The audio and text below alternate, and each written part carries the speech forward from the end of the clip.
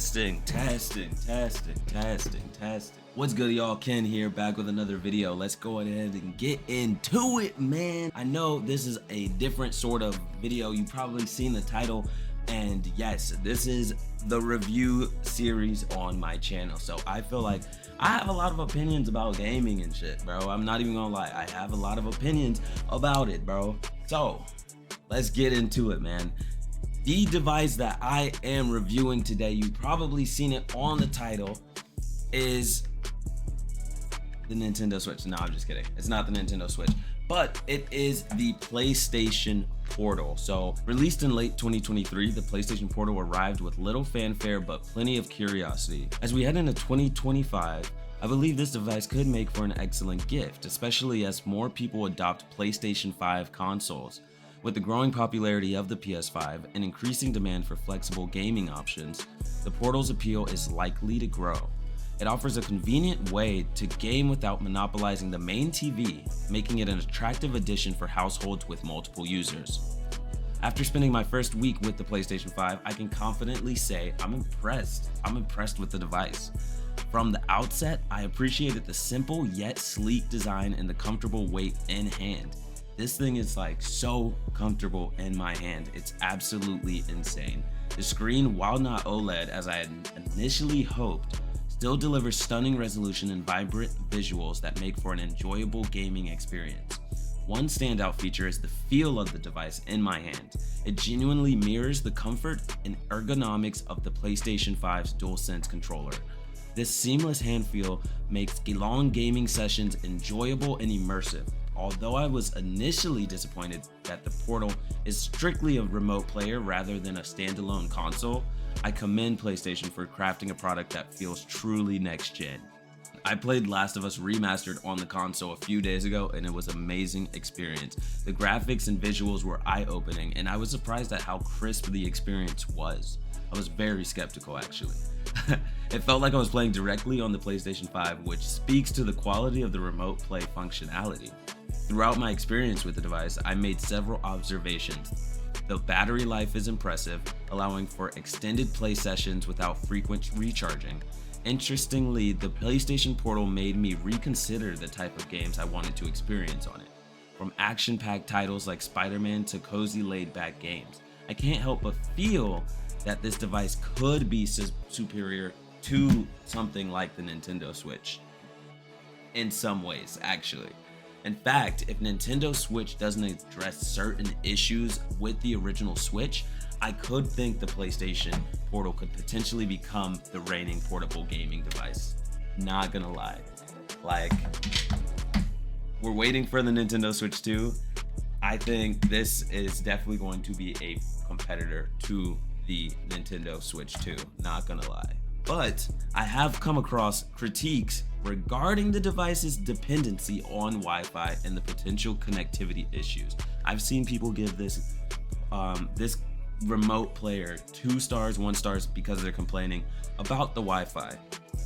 Now, while I acknowledge the validity of those claims and concerns with this remote device, it's important to recognize that any remote play device is inherently reliant on a solid internet connection. That's no matter what. I mean, like, and that's probably their concerns, as I was slightly disappointed as well, for it not just being a standalone console, which I think a lot of people could be easily tricked into thinking this is just a portable PlayStation 5. But after doing some research, which I had to go put my ear to the streets to figure it out because I was getting a little bit of lag, a little bit of blurriness, which is very annoying in a gaming session. Even a little bit of input delay, which honestly, after I did the research and I discovered that connecting my PlayStation 5 to an Ethernet cable and then keeping my Portal on the Wi-Fi, it significantly improved the performance. No drop-offs,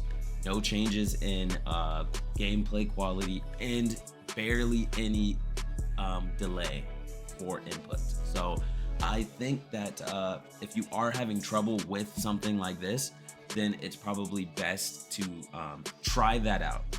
And if it still does it, then I have no clue. I'm not even gonna lie. Hey, but This small adjustment has led to a noticeably smoother experience for me because I was definitely getting that when I first started playing it, and I was honestly wondering myself if this device was actually worth it. Another point of contention is the placement of the charging port. Now, for the placement of this PlayStation Portal, they do have a charging port at the bottom, right? I don't know if you can see it, but it's at the bottom.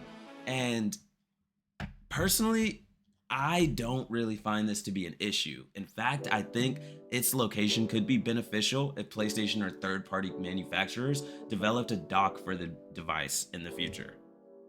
I haven't seen one that actually exists. I saw someone did 3D print a dock for the PlayStation Portal, but I think it could definitely benefit for having a dock. I don't really feel like I want to just put it on like the table. Like I even have a scuff like somewhere right here, yeah, from putting it on the table while it charges. I feel like a dock could just be a little bit better, not gonna lie. But as for practicality during travel, I haven't yet had the chance to fully test its capabilities on the go. However, I can confidently say that for those who prefer gaming around the house without being tethered to the TV, the Portal was a fantastic addition. I'm not even going to lie. Like being in front of the TV all day, especially as like a content creator, or being in front of a screen all day, especially a big one, can kind of tax me on the eyes. Like I'll record a video and I don't want to play, like I want to play a video game, but I don't want to be tethered to my computer. I want to be, around family or around my girlfriend or, and I think this is pretty practical for an in-home device. Now, I do think it is important for, the future of gaming to make this fully standalone portable. I think that would be an amazing benefit for like if the next PlayStation Portal 2 came out, where we could download games to the PlayStation Portal and play them on the go.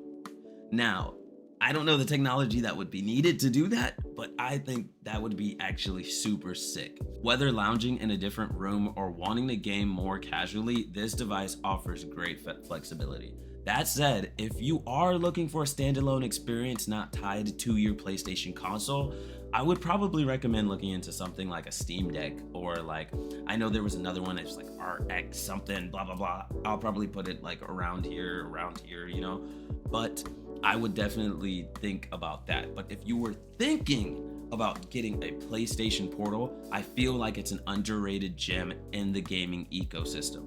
I have a PC, I have a PlayStation, I have a Nintendo Switch, I have a PlayStation Portal, and I'm really leaning towards this being like something that I would use day to day. And honestly, like I've been gaming for my PlayStation harder than ever just because I have this, and I don't know. I don't know. I think I am enjoying it. I can definitely see,